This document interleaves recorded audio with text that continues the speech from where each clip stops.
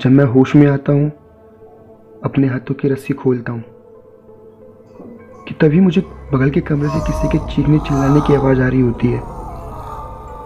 उसे सुनकर ऐसा लगता है कि कोई उसे बेरहमी से मार रहा है और फिर मैं इन सबको सुनकर डर सा जाता हूँ और अपने आप को बचाने के लिए हाथों की रस्सी खोलकर दरवाजे की तरफ दौड़ता हूँ कि तभी मैं देखता हूँ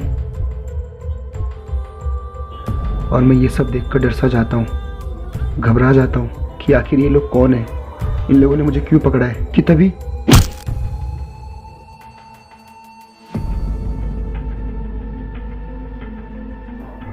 वो लोग मुझे होश में लाते हैं और मैं खुद को फिर उसी बंद कमरे में पाता हूँ जहाँ रोशनी की एक झलक तक नहीं होती।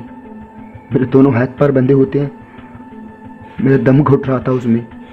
तभी मैं उनसे पूछता हूँ, कौन हो तुम लोग, मुझे यहाँ क्यों पकड़ के रखा है। तेरी वजह से हमारे मुल्क के लोगों की जान गई है और तू कहता है कि तूने क्या किया। याद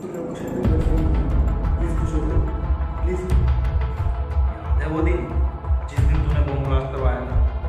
ये देख, तुम पागल हो, पागल।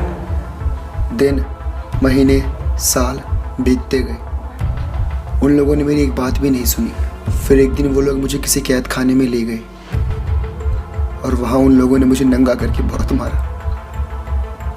उन लोगों ने मेरी एक हाथ की उंगली काट दी। मुझे फोर्स करते थे कि तू कबूल कर कि तूने ही बॉम्ब ब्लास्ट किया है, तू ही टेररिज्म फैला रहा है, तू ही टेररिस्ट है। मैंने उनसे कहा कि मैंने कुछ नहीं किया, प्लीज़ मुझे छोड़ दो, मैं तुम्हारे हाथ जोड़ता हूँ, तुम्हारे पैर पकड़ता हूँ, प्लीज़ मुझे छोड़ दो, प्लीज़।